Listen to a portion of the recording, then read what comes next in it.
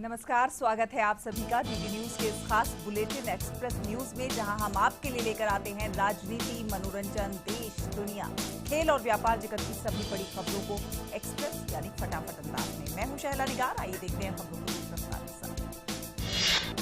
17वीं लोकसभा के लिए दूसरे चरण का मतदान संपन्न हो गया है। अभी तक 14 राज्यों और केंद्र शासित प्रदेशों में मतदान पूरी तरह से संपन्न हो चुके हैं। उत्तर प्रदेश की 8 सीटों पर 62.30% वोट पड़े। बिहार की 5 सीटों पर 62.52% वोट पड़े हैं। ओडिशा की 5 सीट पर 64%, तो छत्तीसगढ़ की 3 सीटों पर 71% वोट पड़े। कर्नाटक की 14 सीटों पर 61.84%, पुडुचेरी की 1 सीट पर 78% और तमिलनाडु की 38 सीटों पर 72% वोट पड़े। दूसरे चरण में 11 राज्यों और 1 केंद्र शासित प्रदेशों की 95 लोकसभा सीटों पर 15 करोड़ से ज्यादा मतदाताओं ने 1596 प्रत्याशियों के भाग्य का फैसला किया। जम्मू कश्मीर की 2 सीटों पर 43.40% मतदान हुआ। असम की 5 सीटों पर 73%, तो पश्चिम बंगाल की 3 सीटों पर 76.03% मतदान हुआ।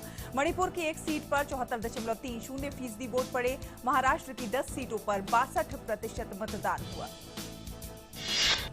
लोकतंत्र के इस महापर्व में जश्न में सब शामिल हुए, सब इसके रंग में रंगे नजर आए। ये लंबी कतारें, ये जोश हमारे लोकतंत्र के ताकत को बताने के लिए काफी है। वोट दिया, सेल्फी भी ली। इन युवाओं ने पहली बार वोट जरूर डाला, लेकिन ये जागरूक थे अपने मत को लेकर, अपनी ताकत को लेकर, अपने समाज और अपने भविष्य को लेकर। लोकतंत्र के महापर्व में आधी आबादी ने भी अपनी पूरी ताकत झोंक दी। अब ये महिलाएं बंद दरवाजों में नहीं रहती, अब ये बुलंद आवाज के साथ अपनी बात रखती हैं। सुबह जब दूसरे चरण का मतदान शुरू हुआ, तो सुबह से ही महिलाएं लोकतंत्र में अपनी वोट की ताकत का प्रयोग करने के लिए बाहर निकल आईं। अब ये अपने मुद्दों को लेकर सजग हैं, ये जानती हैं कि इन्हें क्या चाहिए। 101, 90, 95, 85 और 80 ये उम्र, लेकिन जोश किसी युवा के बराबर। इसे इनकी जिम्मेदारी का एहसास ही तो कहेंगे, जो कि इस उम्र में भी ये लोकतंत्र में अपने अधिकार को लेकर निकले हैं। भले ही आज इनको चलने फिरने में दिक्कत है, इनको बीमारियों ने घेर रखा है, लेकिन लोकतंत्र में आस्था जरा भी कम नहीं हुई है। दशकों से चुनाव देखे हैं इन आंखों ने। लोकतंत्र के महापर्व में ये दिव्यांग भी रंग भर रहे हैं। इनका जोश देश के लिए किसी कर्तव्य से पीछे नहीं है। इनके वोट के बड़े मायने हैं, इनके वोट की ताकत चल रही है एक्सप्रेस अंदाज में।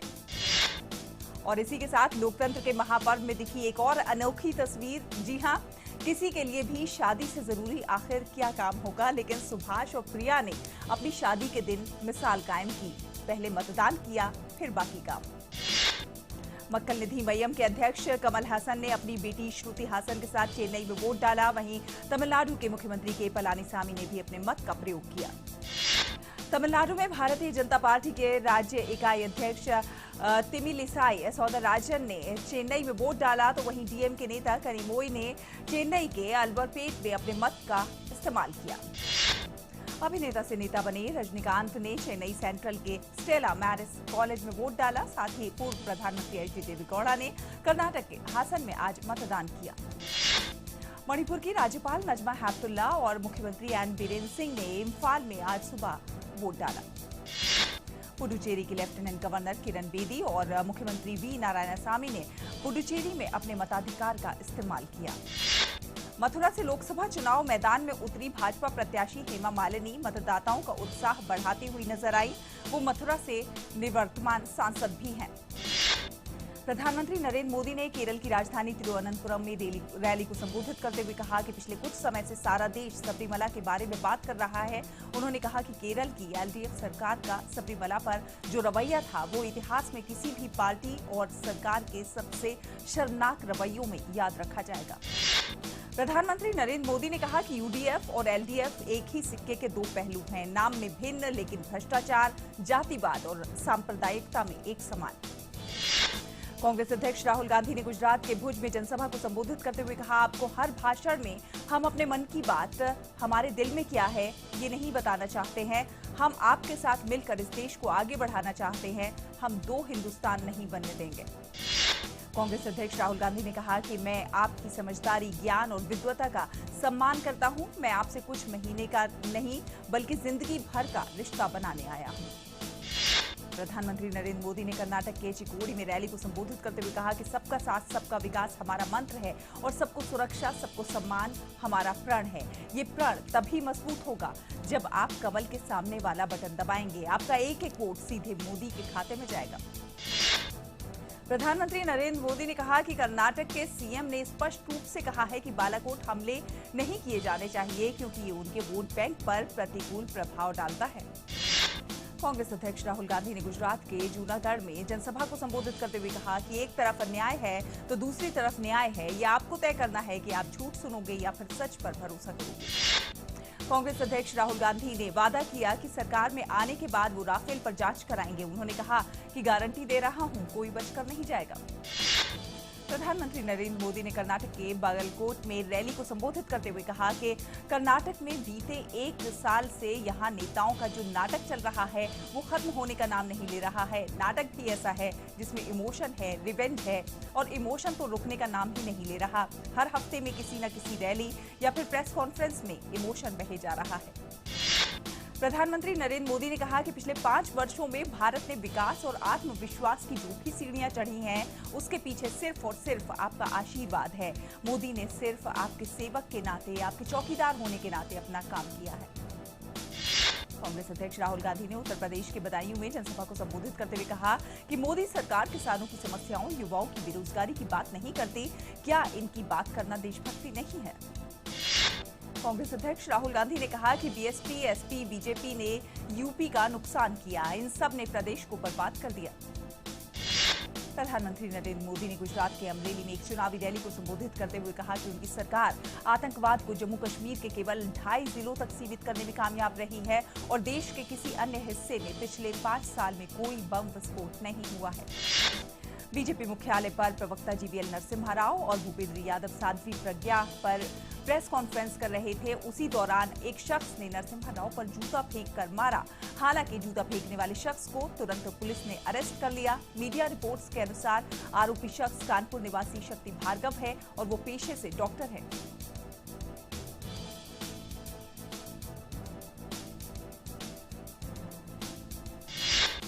भाजपा नेता जीवीएल नरसिम्हा राव ने आरोपी को कांग्रेस समर्थक बताया। उन्होंने कहा कि मैं कांग्रेस प्रभावित इस शख्स के कदम की निंदा करता हूं।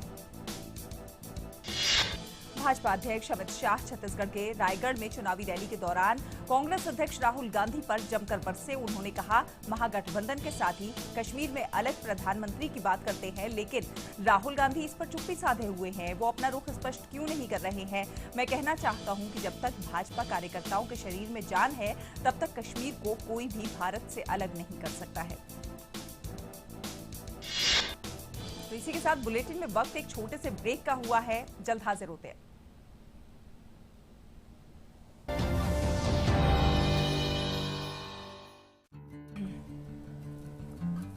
अब धोखा नहीं खाएंगे, कांग्रेस सरकार लाएंगे। न्याय हो, उन्नति हो, न्याय हो, प्रगति हो, न्याय, किसान पाए, हर नौजवान पाए, रोजगार लाए, मिटा दे नफरत, न्याय, प्यार लाए।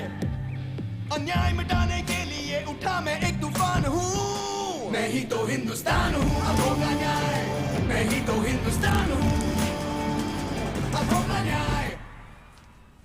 बंधन की ताकत से गौरव की पहचान है हम, शुद्धता के वादे से हर कदम साथ है हम। RINL Vizag steel.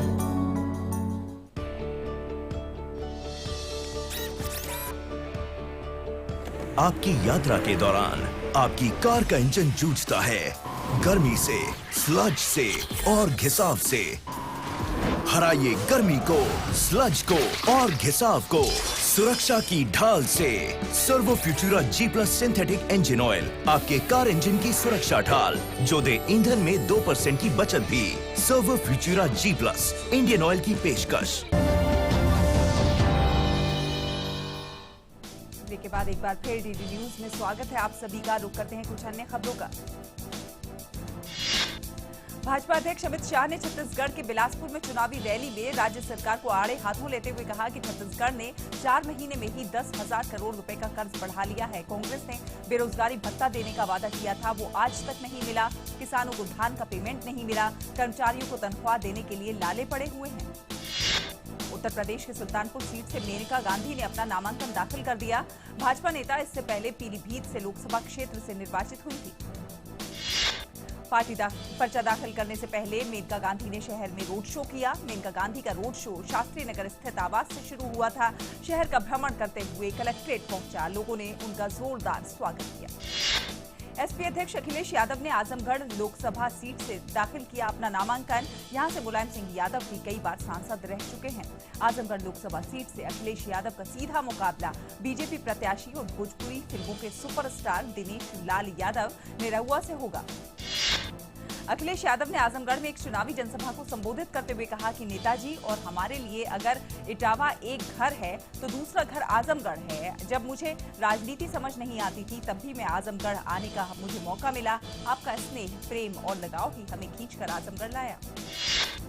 केंद्रीय गृह मंत्री राजनाथ सिंह ने पश्चिम बंगाल के हावड़ा में चुनावी रैली को संबोधित करते हुए कहा कि लोकतंत्र का बंगाल में कोई अस्तित्व ही नहीं है। विपक्षी दलों के साथ जिस तरह हिंसा की जा रही है, क्या ये लोकतंत्र की निशानी है? उन्होंने कहा कि बंगाल में हम लोकतंत्र बहाल होने तक अपनी लड़ाई जारी रखेंगे। केंद्रीय गृह मंत्री राजनाथ सिंह ने कांग्रेस के घोषणा पत्र में गरीबी मिटाने के वादे का उपहास उड़ाते हुए कहा कि भारत कांग्रेस मुक्त होने पर ही गरीबी से मुक्त हो पाएगी। उन्होंने कहा कि कांग्रेस जवाहरलाल नेहरू के दिनों से ही गरीबी मिटाने का वादा कर रही है। लोकसभा चुनाव 2019 के लिए दिल्ली में आम आदमी पार्टी और कांग्रेस के बीच गठबंधन अब नहीं होगा। जी हां, कांग्रेस की ओर से कहा गया है कि आम आदमी पार्टी ने गठबंधन से इनकार कर दिया है। कांग्रेस के प्रभारी पीसी चैको ने कहा कि अब कांग्रेस दिल्ली की सभी 7 सीटों पर अपने उम्मीदवार उतारेगी। तो आम आदमी पार्टी के गोपाल राय ने कांग्रेस के साथ गठबंधन को लेकर कहा कि हमने हर संभव कोशिश की। संजय जी ने भी बातचीत की, लेकिन समझ नहीं आता कि मामला लगभग तय होने के बाद कांग्रेस आखिरी मौके पर पीछे कैसे हट गई। चुनाव आयोग ने केंद्रीय मंत्री मुख्तार अब्बास नकवी को मोदी की सेना वाली टिप्पणी पर चेतावनी जारी की है। आयोग ने नकवी से भविष्य में राजनीतिक प्रचार के लिए सुरक्षा बलों के संदर्भों का उपयोग करने से बचने के लिए कहा है। बिहार के उप मुख्यमंत्री सुशील मोदी ने राहुल गांधी पर मानहानि का केस दर्ज करा दिया है। उनके मुताबिक राहुल बार बार सारे मोदी चोर हैं कहते हैं, जिससे मोदी नाम वाले सभी लोगों का अपमान होता है। इसी को लेकर उन्होंने ये केस दर्ज कराया है। बसपा प्रमुख मायावती ने चुनाव आयोग पर निशाना साधा। चुनाव प्रचार पर बैन के 48 घंटे पूरे होने के बाद मायावती ने पूछा कि यूपी के सीएम योगी आदित्यनाथ बैन के बाद मंदिर मंदिर घूम रहे हैं और चुनावी लाभ ले रहे हैं, उन पर आयोग आखिर इतना मेहरबान क्यों है? साध्वी प्रज्ञा सिंह ठाकुर ने अपने साथ जेल में हुए उत्पीड़न पर कहा कि वो कहलवाना चाहते थे कि तुमने एक विस्फोट किया है और मुस्लिमों को मारा है। सुबह हो जाती थी, पीटते पीटते पीटने वाले लोग बदल जाते थे, लेकिन पिटने वाली मैं सिर्फ अकेली रहती थी।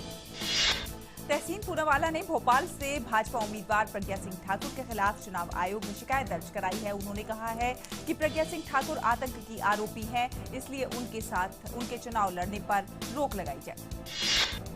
भाजपा महासचिव राम माधव ने साध्वी प्रज्ञा सिंह ठाकुर का समर्थन करते हुए कहा कि भगवा आतंक, हिंदू आतंक का आरोप यूपीए सरकार द्वारा निर्माण किया गया था। ऐसी कोई भी चीज ना मौजूद थी, ना मौजूद है। उन्होंने कहा कि कुछ लोगों को गलत तरीके से जेल में डाला गया है।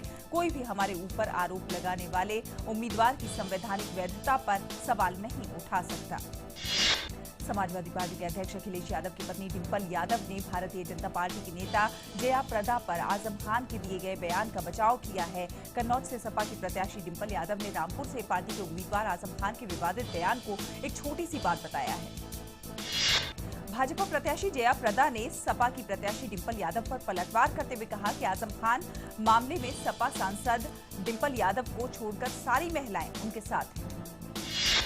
सपा का दामन थामने वाली शत्रुघ्न सिन्हा की पत्नी पूनम सिन्हा ने आज लखनऊ सीट से पर्चा भर दिया है।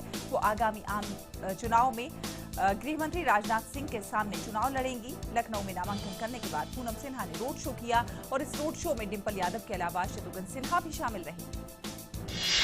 इंडियन ओवरसीज कांग्रेस के अध्यक्ष सैम पित्रोदा ने पार्टी के घोषणा पत्र को लेकर कहा है कि इसमें 52 वादों का जिक्र किया गया है। हम जब भी सत्ता में आएंगे तो मैं आपको भरोसा दिलाता हूं कि घोषणा पत्र को लागू किया जाएगा। ये कोई झूठा वादा नहीं होगा। हमने देश भर में लोगों से बात करके घोषणा पत्र बनाया है। रायगंज निर्वाचन क्षेत्र के भाजपा के महासचिव और पार्टी के उम्मीदवार देवाश्री चौधरी ने टीएमसी कार्यकर्ता पर बूथ कब्जा करने का आरोप लगाया। आरोप में कहा गया कि टीएमसी के कार्यकर्ता रायगंज कोरोनेशन हाई स्कूल वाले बूथ को कब्जा करने की कोशिश कर रहे हैं। वक्त एक और छोटे से ब्रेक का। खबरें अभी और भी हैं, जल्द हाजिर होते हैं।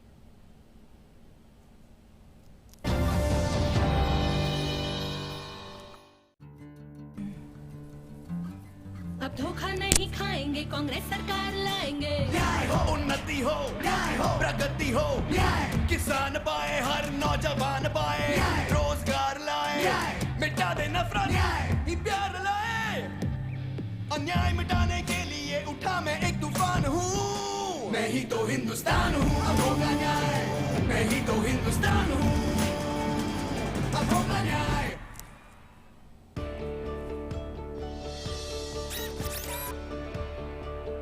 आपकी यात्रा के दौरान आपकी कार का इंजन जूझता है गर्मी से, स्लज से और घिसाव से।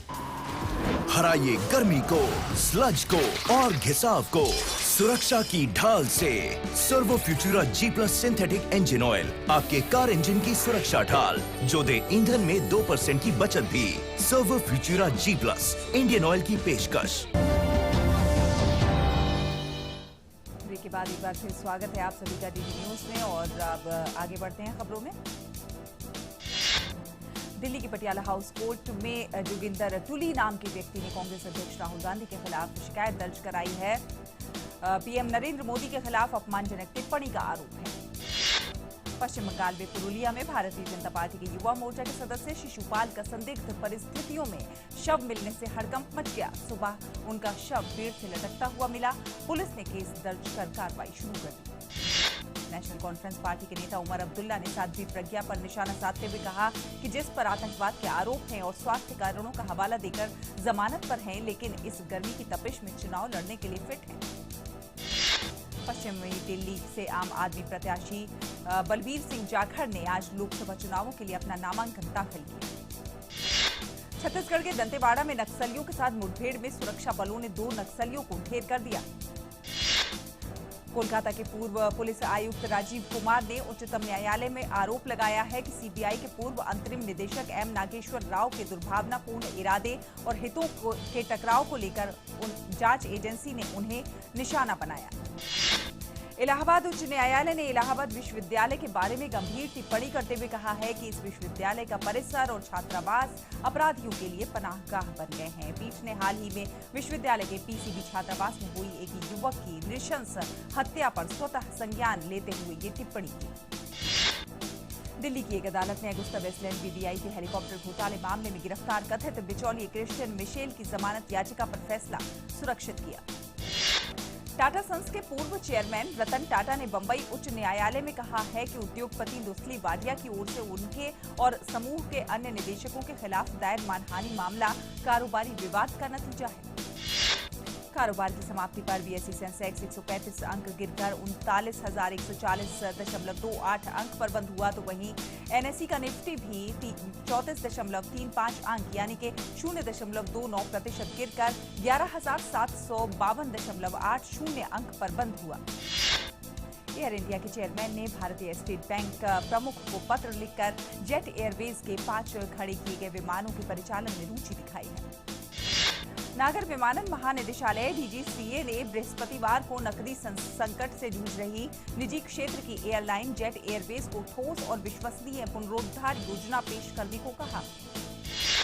पाकिस्तान के वित्त मंत्री असद उमर ने इस्तीफा दे दिया है। असद उमर नकदी संकट से जूझ रहे पाकिस्तान को अंतर्राष्ट्रीय मुद्रा कोष से राहत पैकेज दिलाने के लिए चल रही बातचीत में शामिल थे।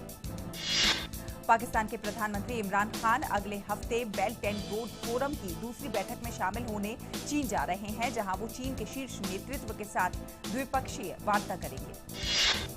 भारत की योजना दूसरी बार भी इस बैठक का बहिष्कार करने की है। भारत के बहिष्कार की वजह इस पहल की कुछ परियोजनाओं का पाकिस्तान के कब्जे वाले कश्मीर से होकर गुजरना है, जो कि दोनों देशों के बीच विवादित क्षेत्र है।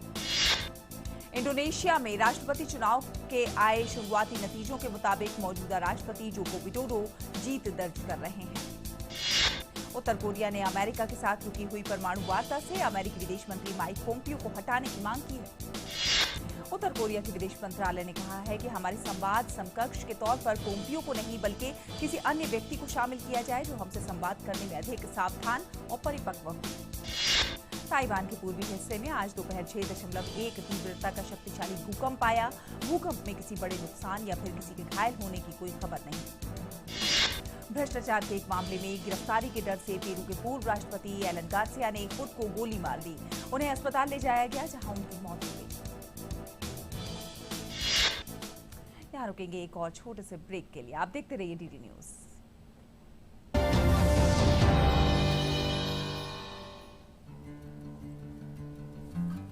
अब धोखा नहीं खाएंगे, कांग्रेस सरकार लाएंगे। न्याय हो, उन्नति हो, न्याय हो, प्रगति हो, न्याय, किसान पाए, हर नौजवान पाए, रोजगार लाए, मिटा दे नफरत, न्याय, प्यार लाए। अन्याय मिटाने के लिए उठा मैं एक तूफान हूँ। मैं ही तो हिंदुस्तान हूँ, अब होगा न्याय। मैं ही तो हिंदुस्तान हूँ, अब होगा न्याय।